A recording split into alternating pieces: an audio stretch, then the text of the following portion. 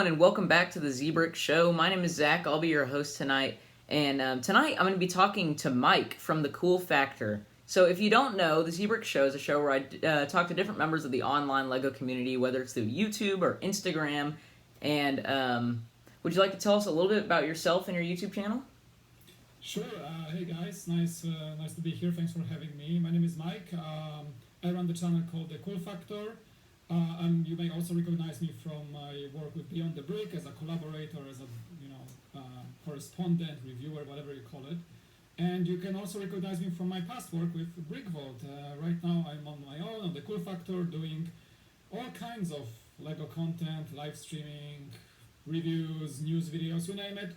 And also lifestyle content like vlogs, plus some occasional Tesla video or something. I really enjoy my life with nerdy things. So that's pretty much it. And yeah, thanks Zbricks. I appreciate for the slot on your show. Of course. Start off with the basic starter questions I usually ask my guests. And that's, when did you start building with LEGO, and what were some of your first sets? Well, as an AFOL, I had my dark ages. So probably when I started I was, let me think, I think 7 years old. I don't know. I grew up in Poland. I'm from Poland originally. So with my childhood stuff, I was lucky enough to have an aunt in the US who would send me Lego sets for special occasions, birthdays, Christmas, you name it. And Lego wasn't a commodity back in the 1990s and 1980s Poland. I was born in 1985. So those were my first sets. I remember the Ice Planet, Lego Town. I'm not sure if you guys remember those, but those are actually being voted right now as we are recording this in the LEGO Ideas 90th anniversary classic vote for the one set from the past. And I grew up with these, so you can tell what I was voting for. But Entron, Ice Planet, all this stuff. And I think I had some LEGO fun until I was like teenage, like 12 or 13 years old. Then I stopped and I went back to LEGO in 2015, shortly after I moved to the US to live here in California. And shortly after I moved, about a year or something about it, I joined as a crew member for the LEGO store. And I worked for the LEGO store for about 3 years, and right at the beginning of my LEGO store employment, I was getting back into LEGO like crazy because of being employed with LEGO. But also I met Jack from Brick Vault, who, we talked a bit, and I got hired by Brick Vault as an editor, and then kind of moved to being a host and a co-producer for the channel. So basically that's it. 20 years of Dark Age, and then like all of a sudden snap, and I just got back to it through working with LEGO, and then like discovering the YouTube community of LEGO through my work. And that happened, if I look at it right now, we're 2021, about 6 years ago, pretty much, shortly after I moved to the US in end of 2014, pretty much. Yeah. That's great. I remember, I don't remember how far back I was watching Brick Vault, but I vividly remember watching the live streams with you and Jack building the sets and y'all's reviews and stuff.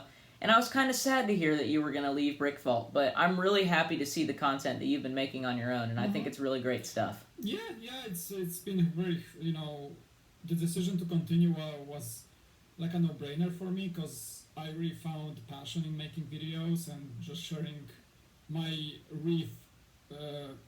repurposed passion for LEGO, which was lost for so many years from my childhood, and then hit me double time as a big truck in my adulthood. And yeah, it was fun. I think Brick Vault wasn't around for that long after when I joined. I think they were operating since like 2013, 2014, and I joined I think in 2015, might be 2016, but I think 2015. But they were operating for just over like, I think almost 2 years when I was there, when I joined them. And I joined them and I didn't really, it was a learning process, because I wasn't really that proficient with video making and being on camera and stuff like that. So I learned a lot with them. And yeah, I'm glad that you watched our stuff. It's been a while. And yeah, I'm not with them anymore for I think 2 years now. Almost, and that's about the time the Cool Factor has been run for about 2 years. And in the meantime, also joined my efforts with Beyond the Brick to help them out with certain videos or just being a correspondent pre-pandemic to the different conventions and stuff like that. I hope for this to continue once we get this whole thing, behind us. Yeah. Yeah, that's my short story in a few sentences, pretty much. And by the way, guys, Brick Vault, even still to now, and for a while, they make incredible mocks. So if you want to see huge scale Star Wars mocks, especially, some of the best Star Wars mocks I've ever seen are done on Brick Vault. Yeah, So they make some amazing stuff. I worked on some very memorable mocks. I mean, not worked per design them, but as being a full-time studio member, I will never forget working on that giant Yavin 4 base. I think they took it down actually because they moved from Southern California when they were operating to more like a north base location.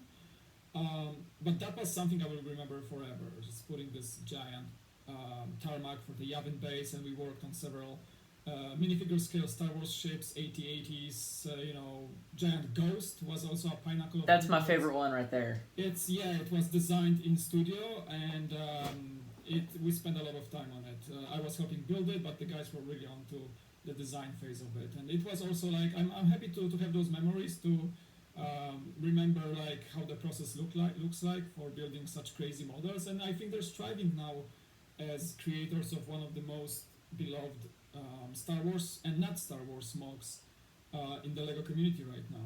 They're working with a lot of designers. I think it's a pretty cool endeavor they're taking on.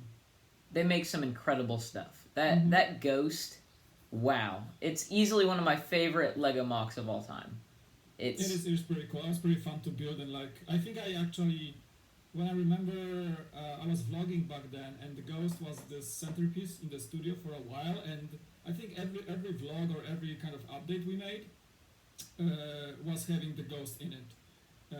As it came to progressing on the set, it was like bricklinking for months, pretty much. that was something I will never forget. That was pretty awesome. Yeah, it was a crazy project. There was a lot of videos on it. You'd be able to find them if you searched it up. Yeah, people are building this guy quite a lot. I see a lot of people just tackling this giant build. I think it's like over 10,000 pieces or something, or even more. I don't know, 15,000? Yeah. So usually the second question I ask my guests is when they started YouTube and what kind of inspired them to do that. But you've already kind of gone over that. So how about we get on to the next question? That's what are your favorite LEGO themes? You know what? I always said Star Wars for the last few years since I went back to LEGO, because I don't know, like just because I started working at the LEGO store and I was thrown into this mix of new themes I haven't seen the development of for 15 years or so. So I had a lot of things to catch up on when it comes to what LEGO was doing through my absence from the LEGO community. And Star Wars was one of the first things I fell in love with, because I was like, whoa, LEGO did all that, as I was away from LEGO as a toy and as a collectible product. So really jumped into it, and discovering the UCS line was something truly amazing. Right now, if you ask me in 2021, I would say I love what LEGO is doing with the ideas and the black box adult 18 plus sets, which are very much right up my alley, pretty much. I love big stuff, I love collectible stuff, I love having, insane display shelves and things like that. So I think Star Wars went to be a second in place when it comes to my favorites, but I still cherish UCS sets quite a bit. But at this point in time, if you ask me what I had to pick, I would go with any of those adult-based themes and ideas especially, pretty much. I love ideas too, and those 18 plus sets. I've talked about them in a lot of my podcast episodes, but I think that it's really nice to see them reaching out more so to an adult audience with them as their main target audience for these sets. I think LEGO unveiled the fact that about 20 or 25% of current sales are actual AFOLs who are buying stuff for themselves and not for their kids especially. So they're discovering this market, they're targeting very well. I think we're going to be seeing more of this to people like me, excitement, pretty much. I say pretty much a lot, by the way. I think it's gonna go well. I think this year will be very strong as well, and I can't wait to see what they have in stock. Absolutely. And speaking of 18 plus sets this year, Mm-hmm. I just have to ask you about this new set that was officially revealed today. I know Mm-hmm. you're a fan of muscle cars. What do you think of the Porsche 911? I just made a video actually this today's morning before I even did anything else in this day, and yeah, day one purchase. And you know, I'm not even a big Porsche guy, or 911s are not even in my like favorite cars list. I'm a big Tesla guy, by the way. But when it comes to cars, I do enjoy the engineering behind it. And Porsche cannot be overlooked as this legendary brand that everybody knows about. But not only I like this car, this set as a design. Secondly, I think my biggest argument behind it is that Mike Psiaki has designed it, and he's my by far favorite creator, favorite Lego designer of all time, and he's specifically masterful about cars. So I have I don't actually have his Mustang, but I built the Mustang in the past. I should get it before it goes off the shelves. But the Mustang still remains probably one of my favorite cars, pretty much ever. He made the Ecto One, which is I'm looking at this right behind the microphone, and this guy just never disappoints. So Absolutely not. that Porsche is just like the moment I can get it, I'm gonna get it, and on top of that, I think you get pretty cool VIP swag with that, with like a Porsche wallet, I think some prints, so makes it even better. Like this is for me a day one purchase. It's great. Mm-hmm. I figured we would talk about cars tonight, so I brought one of my favorite sets, the Dodge Charger. Yeah. I This one love is this so sweet. much. I actually have two of these. One is built, one is in the box. And the story behind is that I was sent a copy through Beyond the Brick to make a video for them. So I built that one, and actually it stands also behind the microphone. I can see a beautiful car. And the second one, Lego sent to me as I was doing a little collaborative project with them like 2 months ago. So I still have a second one in the box. Yeah, pretty cool set. Are you a fan of the Fast and Furious? You know, I've never been a big fan of the movies. It's not that I see it as a soap opera, but it's kind of a soap opera. It's Yeah. it's just kind of like things happen. Like it's getting more ridiculous by the hour. I mean, it's not stupid, but it's kind of just stupid fun. Like you sit down for 90 minutes and watch cars It's not explode really and think about too much. No, It's but has it's a lot of fun. Action and crazy stunts and Vin Diesel, Yeah. I haven't seen all the new ones, but I've seen some of the old ones, and it's good stuff. It's good Yeah, stuff. if you watch the newest one, I think it was like 7 or 8. I don't even know. They do some crazy stuff. So this car is the least of your Yeah. of excitement about this movie. But yeah, this is a fantastic set. I know why people don't like it because it's literally just a black rectangle. Yeah, it But looks it's- like a brick. But you know, I love this. It looks like a brick. I love the belt on the front and it's just great. It's a I like that fantastic function model. when you, like pop open the lever inside and it just goes up like Yeah. like a wheelie. Yeah. It's hard to access it, but I have like Mm-hmm. small fingers, so I tend to be able to get to it I easier. mentioned in the review that it's kind of hard to operate. Yeah. Yeah. But yeah, the Dodge Charger, especially the old ones, that's my favorite car. Nice. I love it. I'm not a So big you car also guy, like but the, yeah. The Creator Mustang as well Yes, it's as a muscle car. I love Mustangs. I think that these days I think Mustangs are a little bit not oversaturated, but I think they're a little bit overhyped. I think it's just like I just see them everywhere at this point, and I feel like it's not as special to me. But I love Dodge Chargers, so. Awesome. But yeah, but so yeah, the Porsche 911, great set. That Ecto 1 too. It's amazing. I feel like all of those creator expert cars they put out, besides the Fiat 500, I think have all been really great. I just didn't like that one. the Fiat. I didn't. I don't think they looked Was good. this one done by Mike Psiaki as well? I think it was.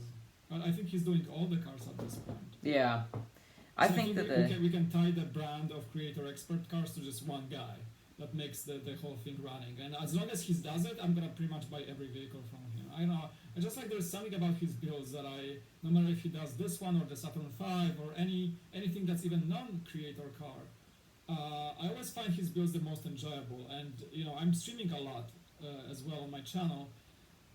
So whenever there is a Mike Psiaki design, there's something about it that even the chat tells me like you are wowing too much about this set, and there's always something I find in his designs that makes me like, whoa, how did he did that? How is that even in the set?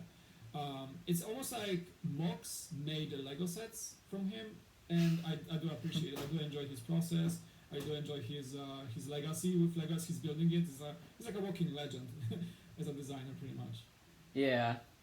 You know, one thing I would love to see, like I said, I'm not much of a car guy, but I love trucks. I would love to see a creator expert pickup truck.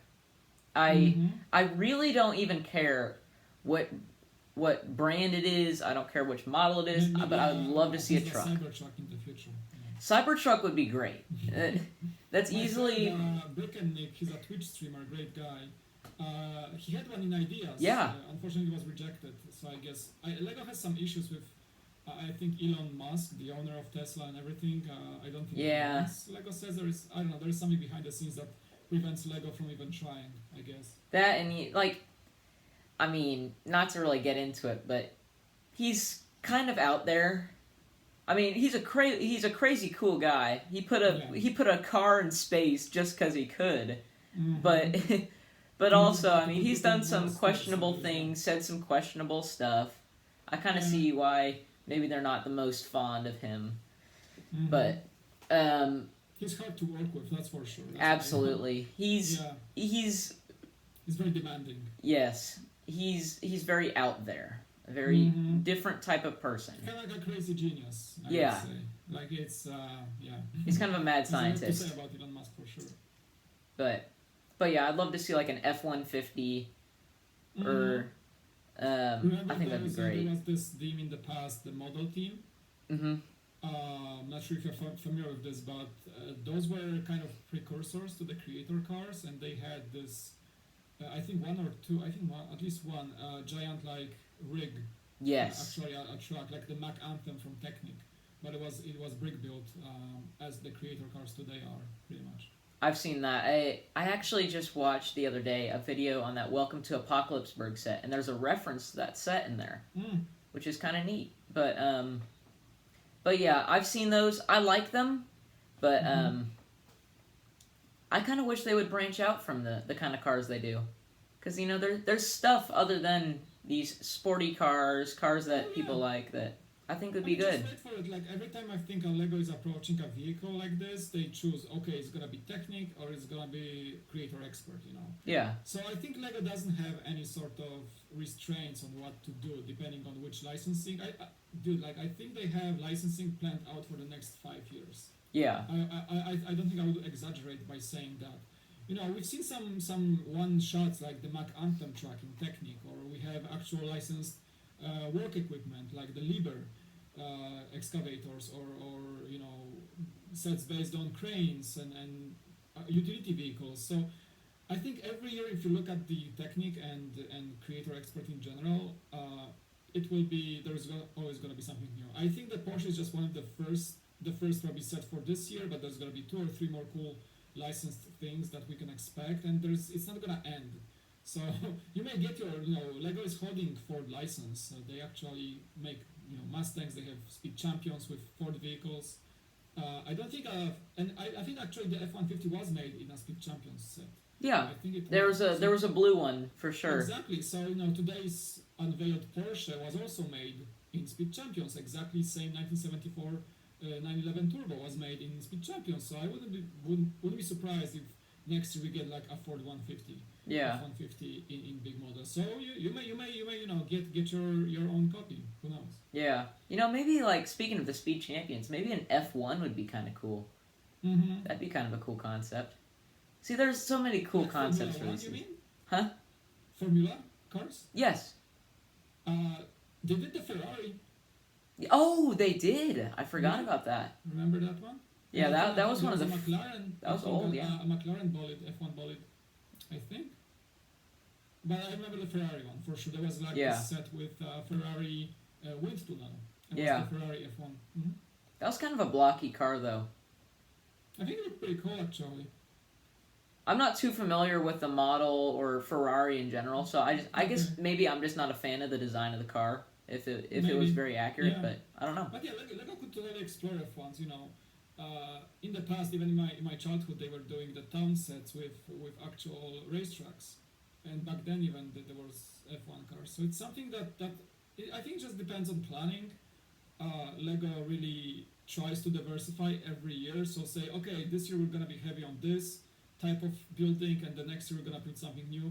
I can tell you, I think they have stuff planned out for the next 3 5 years, and I can probably there are designers right now today in some secret Lego bunker working on sets that will be shown 2 years from now, pretty much. So it's a long process. They work on a lot of stuff that we mere mortals that are just Lego fans cannot even think about that now at this point. There's gonna be a surprise in the future for sure.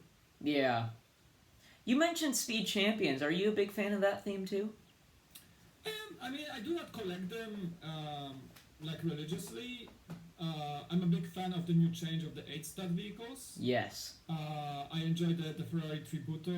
I have the Jaguar, I think, set and the Lambo set in boxes still. I'm gonna probably build it at some point, but that change was something that gave Speed Champions quite a bit of a new flair to it. I enjoyed the old 6 stud ones, but these ones are even better. Just by building that Ferrari, I think Lego really made a great decision with this, and I'm looking forward to what the future brings for that set line, and I think it's gonna. Again, I'm not collecting them really. I think it's something I will always come back to for 1 or 2 sets every so and then that really blow my mind. Like that Ferrari really was like, oh, I gotta get it, and it was just I didn't buy every single set from the 8 stud wave, but this one was like a must-have.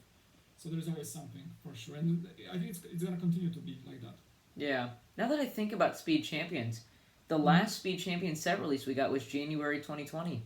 It's been over a year with no new really? Wow, sets. I didn't think about it.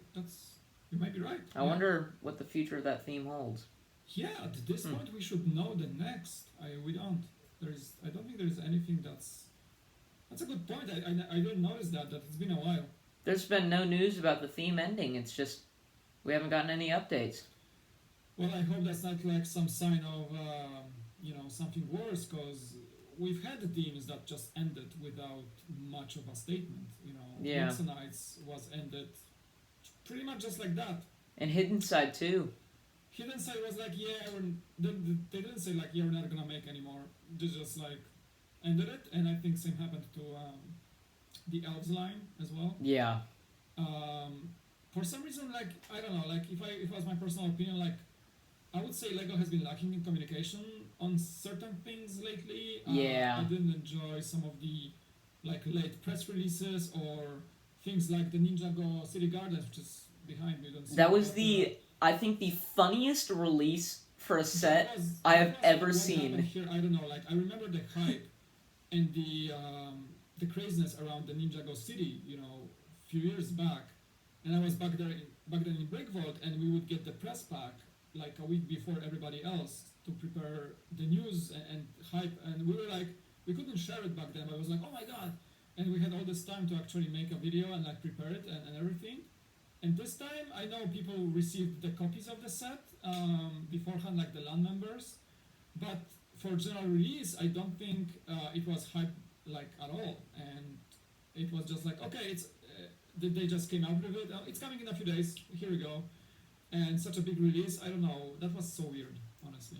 Yeah, I think we didn't have official pictures until about a week before, but It first came from the catalog. Yeah. The catalog was being mailed to people, and people were like, hey, look at this. It's actually in the actual catalog, and like. Usually you would get that as the last thing. There would be a press release before it gets mailed. Like such a big set requires some sort of like official press release with a bunch of pictures. Right? We had early pictures of that catalog at Christmas, and there was no official release until January 13th. Yeah, it was insane. That's what I'm saying. Like the communications sometimes are weird. I support Lego as much as I can, and I've been on, I've been working with their press teams, and I've seen how it works inside the LAN network, and I think it was better in the past. I don't know what's going on. There were some rotations of people, I think, working in the marketing and things like that.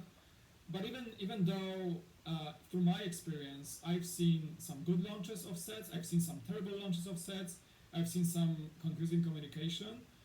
And coming back around in this conversation to this topic, what's going on with Speed Champions, it might be the same case. Somebody either forgot or they don't care enough to announce that there's a delay in that thing, or maybe they're stopped working on it entirely. Nobody knows at this point, right? Yeah.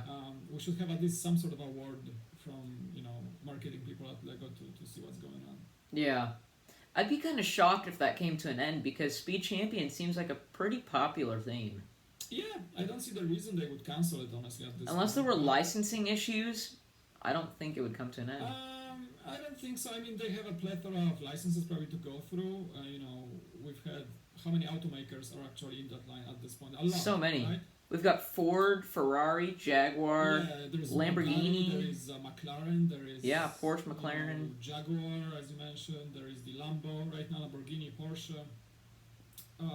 Lego has stuff to do, and I'm sure there's plenty of.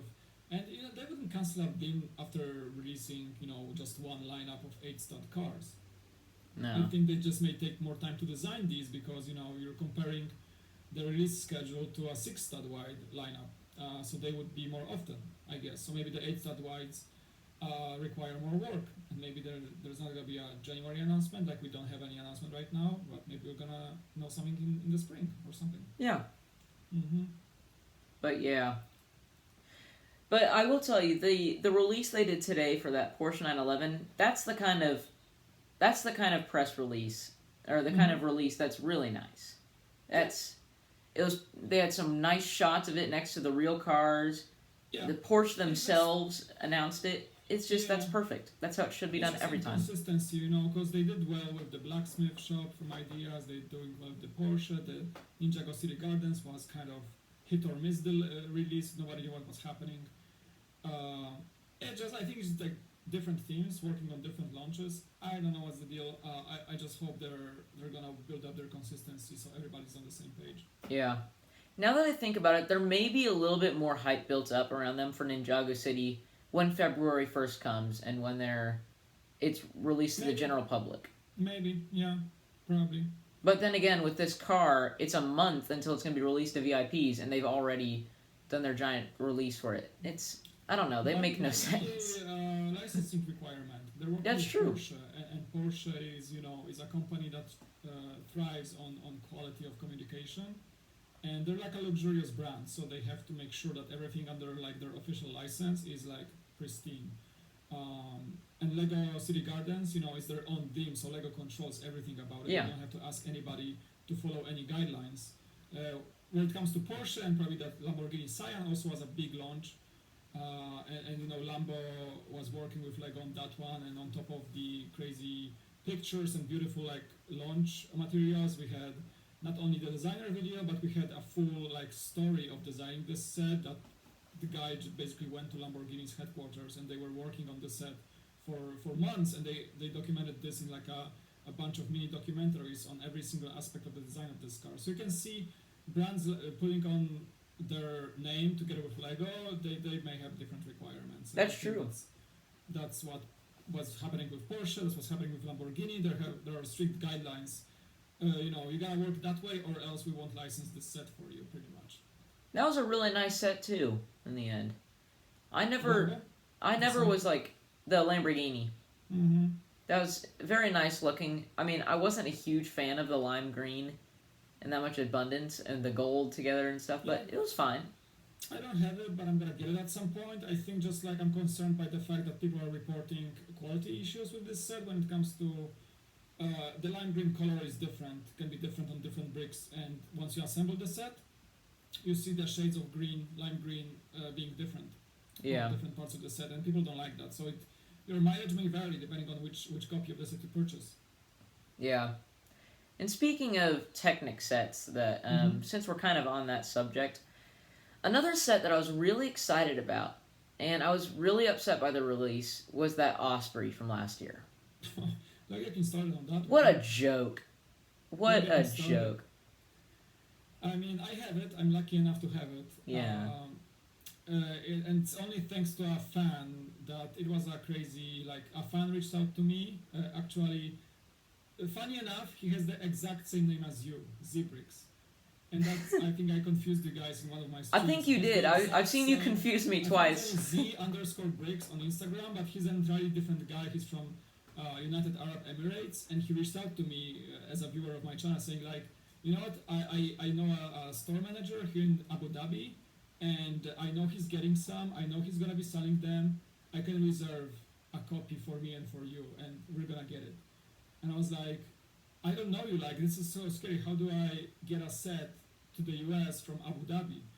But he turned out to be a great guy. He's building mocks, he has his ideas, project, so he's a very legitimate builder, and shout out to Zbricks, actually. And he made it happen. He bought me the set, I sent him the money. He didn't charge me for, like, as a scalper or anything. I gave him a bonus for the effort. And it arrived, a month later, and that's the only reason I have this set. And it's one of my favorite sets in my possession, and I just love the military aviation and everything. So I think Lego really shoot themselves in the foot with that situation of the Osprey. I still ask myself how in the world did it even make it to the distribution stage, because they had these sets in the warehouses. It was done, it was designed, it was probably licensed and paid for, and Bank was stamping their logo on the box. So it was a fully acknowledged and fully done deal with this set. And I think it all came down to some. It was that stupid German group that was complaining about it being a military vehicle. Let's not call them stupid, but they were following a certain agenda. That's true. And I think they targeted the wrong. It doesn't change anything, because they're like pacifist, kind of anti-war group. I get it. Like it's something you can get behind, of course, but I think they just targeted the wrong thing and upset a lot of people. Yeah. And that doesn't really change anything, in my opinion. And instead of like focusing their efforts on something that can have an actual impact on this like non-war movements, they completely chose something that's easy to target, easy to fulfill, and get them on some headlines. Yeah. So I think it was like kind of chasing the clout a bit, if that's like this weird expression on the internet. But that's how I felt when I was like kind of enraged by the situation. And I'm lucky to have this set, but I felt so bad for all the fans that were being scalped on eBay for like thousands of dollars to get a copy. Yeah. It's a great set overall. It actually had a design flaw that everybody exposed, and that people were considering that it was the reason that it wasn't released. But Lego officially stated that, hey, because like this is military connotation, we had some, from that German group, we had some complaints, whatever, and decided that, after all that we've done about this set, we're just gonna cancel it. So that German group behaved badly, Lego behaved badly. I made a series of videos about it. I was like so enraged about this. So it was a big hot topic. The rage came a bit down because I got the set, but I don't want to feel selfish because I got it. I still feel bad for people not being able to get it. And I think that it's not only about this set, it's just about the situation. Like, where's the line that Lego doesn't cross? Or like, where's the line that you can push a company like Lego to follow your personal agenda, right? So if we like suddenly like say, okay, we hate Star Wars, and are we gonna push Lego to cancel a Star Wars set or something? I mean, look at the 501st Battle Pack. We bullied them into giving us that set. Yeah, but it wasn't controversial. It was just like a bunch of Star Wars fans like getting together to get this, and it was wholesome actually to make it happen. The Osprey situation is like a negative example of that pushing. So I don't think Lego was caving to people like wanting the 501st. I think they were actually planning it, and the campaign just helped in general. Whereas the Osprey, we're talking about making a decision within like a week of launching the set. So millions of dollars are spent on manufacturing, merchandising, licensing, distribution. The sets were in the stock rooms of Lego stores at the point where when Lego cancelled them. Yeah. So that is comparing this to the 501st movement. It's completely out of the question. Not even in the same space, I would say. Excuse me, but I think Lego caved in too easily, and they should have, in my opinion, they should have either removed the licensing and went through with the set, or just said, release the set normally and like make an apology letter to that group and say like, sorry, we spent too much money on this. The set, in my opinion, is okay. Lego in the past did the stuff with Camel. It's a World War I plane. Lego did, have some sets based on sort of like, even military stuff in the past, even though it wasn't licensed.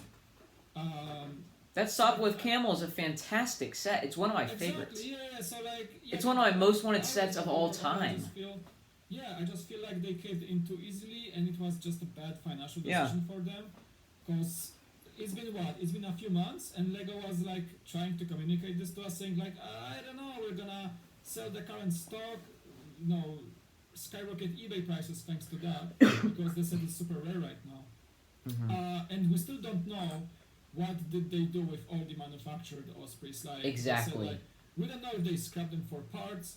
Did they melt them down and create more plastic? Yeah, what did they do? Recycled them without ever telling us, so we don't know. This set had a proprietary smart hub battery box, which is like a special design, which is only so far in this set. I think there is no other set that has it. It's a bit of a different shape.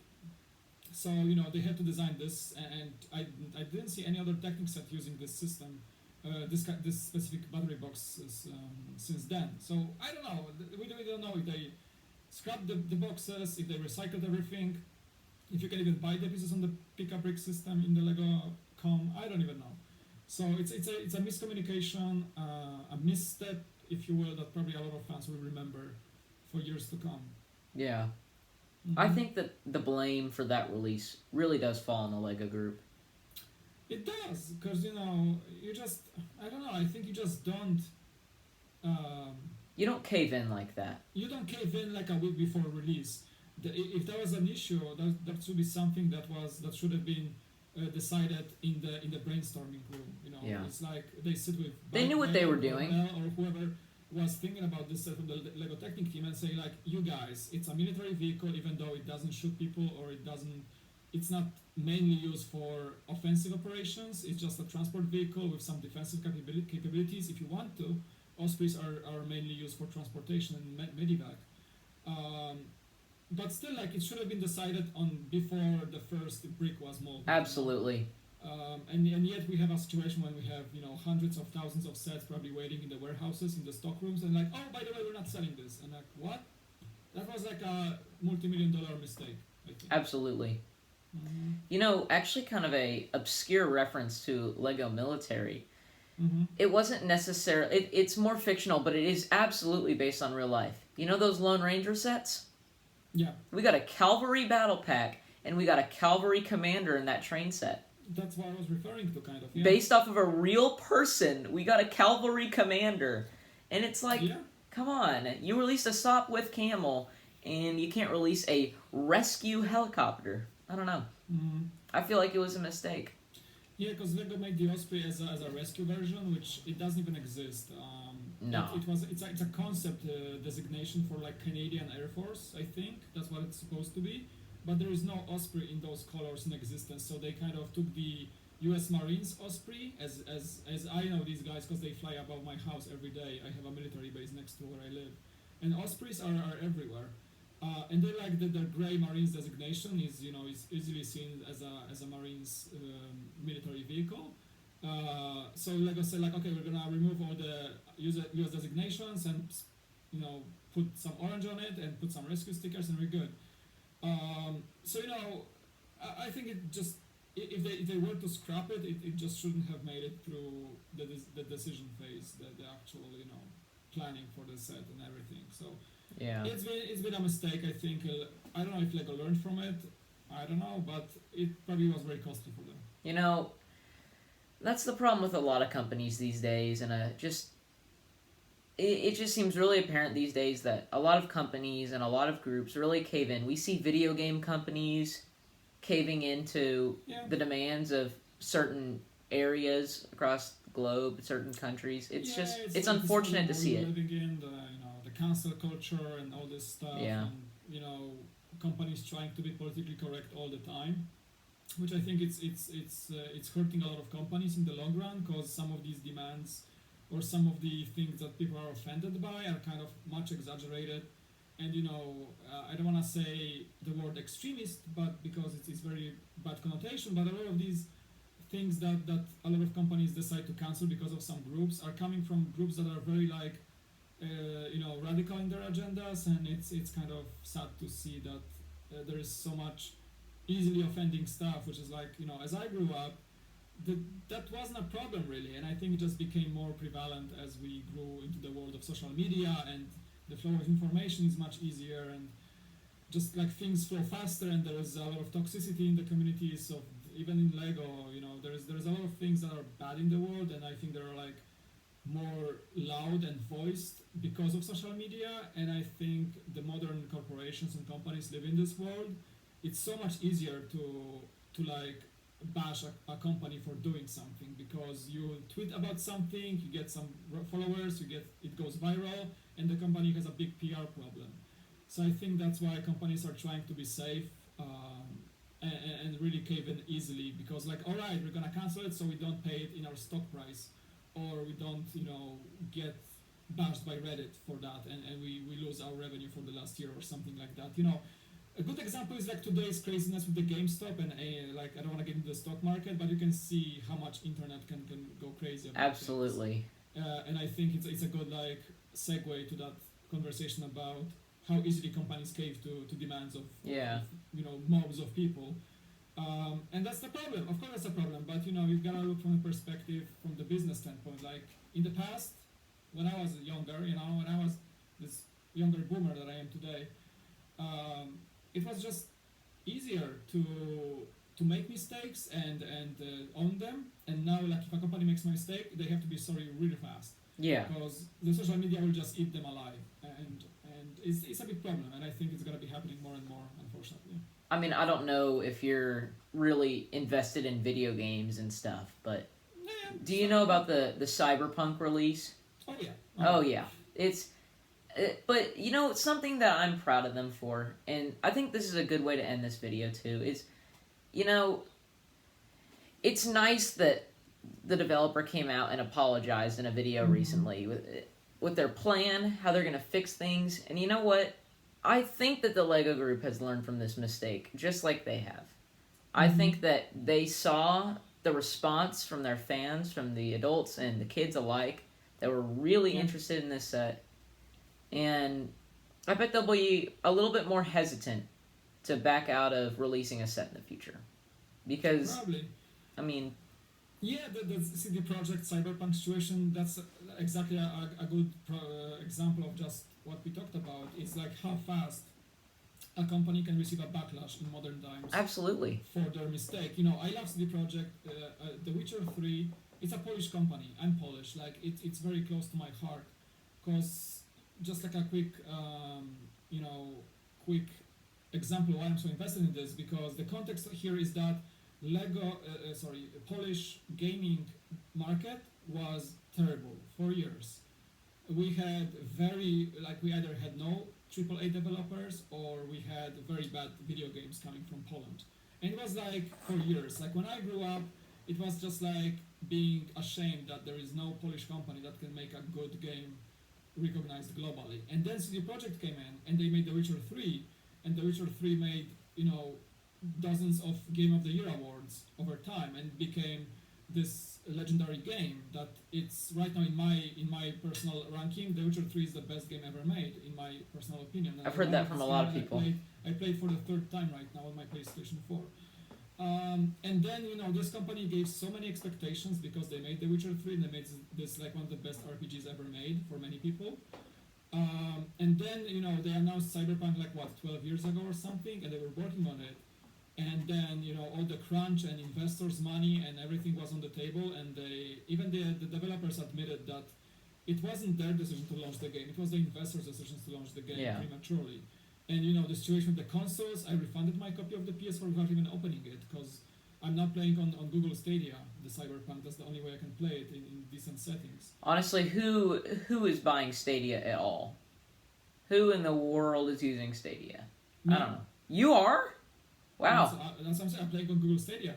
You play on... Okay. Wow, you're actually the first human I've ever met that uses Stadia. That's surprising. I started because just like as a little like offshoot, I use it because most of my time on computer I use editing. I work on a Mac system, and my PC is being Me too. Yeah. It's being outdated. So with Stadia, I can play on my Mac, and I play. It's cheap for me. It's like $10 a month for the Pro version in 4K. And Cyberpunk was I had like a code, and Cyberpunk is the first game I played on Stadia, and I have a fiber connection. I have like a super high speed connection at home, so that's why like everything aligns for me to be using Stadia. And like I have a PS4 console. I had no chances getting a PS5 in the US. It's impossible at this point. Oh yeah. And I stopped playing on PC quite some time ago. Ever since I started my professional career as an editor, and I raised a family, so I don't play games as much anymore. So Stadia is like this: you get in, you jump in, and you play. So for me, it's like I'm a target audience for Stadia, and I feel like I tried using it in a trial for a month, and I'm hooked. I love it.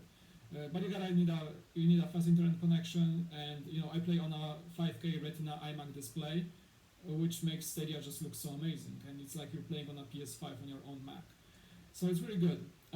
That's awesome. But yeah, just like moving away from the Stadia, I just think that Cyberpunk, they got a lot of backlash really quickly because there was so much expectation coming from the fans towards CD Projekt after The Witcher 3, and they became like, remember Blizzard games in the 90s? Like Blizzard was making games, and their credo was when it's done.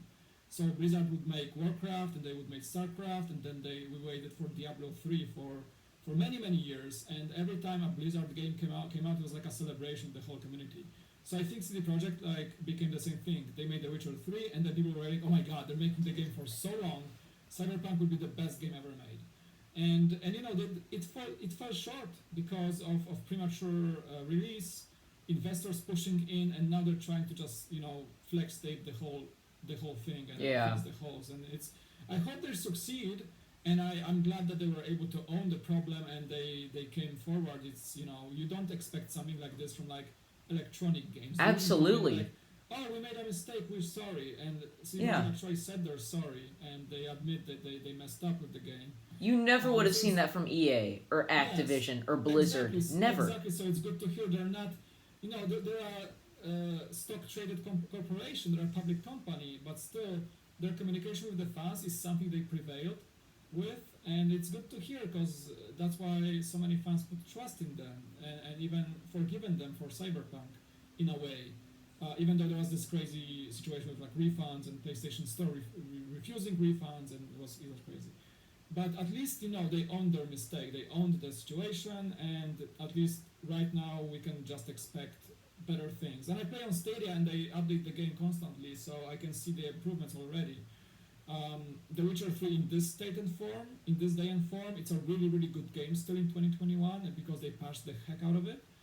And even though it was a good game at launch, it was much better launch than Cyberpunk.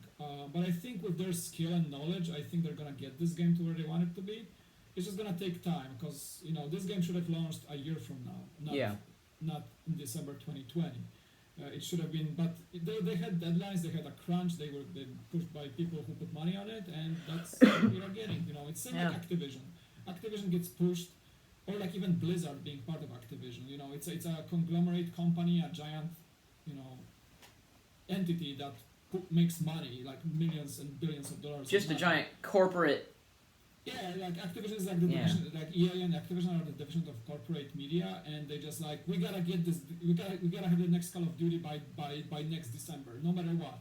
And if it's gonna be bad or good, it has to be out. It's like this mindset that's why Ubisoft, for example, makes mediocre games right now. Like it's like, oh, there's like 2 or 3 Ubisoft games every year that are like flagship games, and people like either love them or hate them, or they're just mediocre because the company doesn't really focus on that they're just investor money is being moved around and it's pushed and like it's we gotta follow the deadlines and the crunch, and I think CD Projekt fell through the same rabbit hole unfortunately, and I was hoping that this would be avoided, but I guess here, where we are right now, right here we are. So, but they're a good example of learning from their mistakes. I can tell that they regret it. I can tell that they feel genuinely sorry, and you know, I feel like it'll have that stigma that Fallout 76 has. It's I mean, Bethesda, that's another good example of a glorious company fallen short. Absolutely. Todd Howard used to be a legend, and now look at him. Software, you know, John Carmack in the past, you know, because you can have a bunch of examples from the history of video games. To me, always Blizzard comes to mind. Like, I grew up with Blizzard games, and what they did with Diablo Immortal is just like a blasphemy, you know.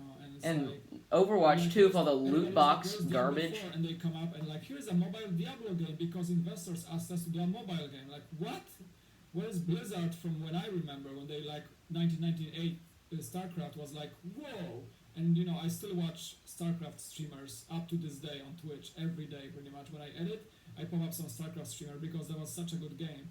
So where are those games? You know, right now I think the only really trustworthy developers for me were CD Projekt Red, and they kind of still are because they can own their mistakes. Yeah. But I think Rockstar Games is really also on top of things. Yeah. Maybe not for the online content because it's kind of weird, but like when it comes to single player experience from their games like Red Dead Redemption or GTA, I always can vouch for Rockstar. I love single player games, so let's be clear. Like I Me too. Multiplayer. But when it comes to just like single players, like Rockstar is always like this. You can expect quality from them. Yeah. It's like the Blizzard, like Rockstar of today is like the Blizzard of the past, in my opinion. And same as for CD Projekt, but I want to see how they deal with Cyberpunk in the next year or so. Yeah. And hopefully we're gonna get DLCs as promised, some free DLCs. But I want to see this game like really, played a year from now, and it's gonna be like this insanely good RPG that doesn't have any flaws at all. Yeah. So we'll see. I'm really into indie stuff, and you know, another group we forgot to mention. This is one of my favorites because I'm a huge fan of the Half-Life games. Is Valve. Oh. Another company that waits until it's fully cooked to release the game, and yeah. Well, fantastic. You can say a lot of things about Gabe Nowell, but I mean, this guy doesn't know how to count to 3. That's one thing, but. You gotta say their games are solid. I didn't play Half-Life Alex. I haven't either. I would love to. Maybe I'm gonna borrow a set at some point just to play Alex. But yeah, Half-Life probably remains on my top 3 of all time. I will never forgive them for never following up on episode 3. I will never do that, and I hope. Actually, like it's a good thing to mention. I think I'm not sure if you've seen Gabe's interview from just a week or 2 ago, but he mentioned that Valve has games in development, and there are gonna be some big announcements. So I think what he tried to say is that after Half-Life Alyx, which was a success by the way, absolutely, very specific astronomical success. He mentioned something like his team is very eager to come back to single player games. So because they made big buck on Steam and they made big buck on Dota. Absolutely. And all these things, so they can like swim in money at this point when it comes to multiplayer. And they can compete with things like Riot Games, with League of Legends and things like that, and Epic Games. But I think like what he said, like we have games in development. There's a single player vibe in the team. So I don't want to say anything, but if I see that Half-Life 3 logo, hopefully this year, next year, I would like jump to the ceiling, honestly, from happiness. Me too. They like if they made like even if it was like a mediocre to good game in the end, but after Alex, you can tell they still can make very good. That ending. Games. Have you seen the ending? I don't want to spoil anything. I did, but I watch on the stream, so I know how it goes. I'm not gonna spoil it for y'all either. Watching, but it is the best ending they could have possibly done. What a twist! Wow. I still want to play the game. I know I spoiled it to myself. I still want to play it, but that gives me this like glimpse of hope that we might see that HL3 logo. Absolutely. On some Like, I like the Reddit post, I think, or a Twitter post someday that some user said, like, they were talking about this interview with Gabe Newell, and they said, like, what if he just walks, like, next Gamescom or next, like, E3, whichever the big game convention is. Gabe Newell just walks off the stage and goes, like, just, like, the lights go off, everything goes dark, and, like, there's a spotlight just on him, a blackness, everywhere blackness, and he goes, like, 1, 2, 3. And Oh, there's, like, yeah. a big logo behind him. Everyone And would nothing get else, it. Yeah. And nothing else, and he just, like, walks away. And They wouldn't even have to put a logo up. He could just count to and 3 and walk in and be launches, fine. Like, a day later. Just, like, starts selling. Absolutely. Imagine this, like, no trailers, nothing. He just shows the logo, and you can buy the game the next day. And I would be like, that would be like the best presentation ever. I think they could possibly make. Yeah. It would be like, amazing. He makes a meme of him, so like he counts to 3 for the first time. And maybe, I don't know, like, okay, step it up, like show Half-Life 3 in one event, Team Fortress 3, and Portal 3 in one go. Yeah. And you know, it just like, and he, no speech, no nothing, no music, just walks away, and like 3 logos behind on a giant OLED screen behind him. And the crowd screaming their guts out and yeah, and happiness. Nothing, like no hyping, no trailers, just like count to 3 and show the logos. And people would like freak out. Oh, like, absolutely. People would just like get a heart attack or something. It would be chaos, but... Yeah, but if you did a thing like this, the game has to be, either of these games would have to be insanely good. But I mean, there's a lot of expectations for Half-Life, especially after Alex. I think they rehyped the Half-Life, community with Alex a lot, and I just want to see them continue doing great Half-Life based games. And I think it's something they should pursue, especially with the money they have. Yeah. Well, I think that's about a good note to end this episode on. We've been going for almost an hour now, which is good conversation. pretty crazy for one of my podcast episodes. This is probably the longest normal one I've done, actually. Thank you. Well, at least modern ones. But yeah, you've been a great guest, so I really appreciate you being very talkative, too. I talk a lot. You should watch one of my streams. I talk a lot. Fun fact, because sometimes I forget how much I talk, and I was in a Zbricks stream today as a viewer, and I think Jang was building the Ninjago City Gardens today, and he asked me like, I said something like, oh, I streamed this set, and it took me like 8 streams, and Jang was like, what? And I went to my website, to my YouTube channel, and I counted the hours. You know how long it took me to stream the set? How long? 26.4 hours. It took me 15, and I live streamed the whole thing. Wow. I was so talkative in those streams. At every stream was over 3 hours, or at least 3 hours. And every stream I just made like 1 or 2 bags. And I just talk a lot, dude. So we can stay overnight. I don't know. It was like when I saw this number, and I thought like, Jang, I actually streamed this set for 26.4 hours. And I saw like Jang was like, oh my god, I gotta speed up. Because he was streaming for like 3 hours and he made like 1 bag. Yeah. Because that's what happens when you talk and build Legos. Yeah. You gotta divide attention between the chat and, you know. Yeah. But anyways, everyone, thank you so much for joining me, and thank you again to Mike for joining me. It's been a lot of fun. Go check him out. His YouTube and Instagram will be linked down below, so you can go check both those out and like and subscribe and follow. And I really appreciate you all joining me for another episode of the Zbricks Show. My name's Zach. I've been your host, and I will see you all next week. Or next time. It probably won't be next week. Have a great day and a wonderful week. Zbricks out.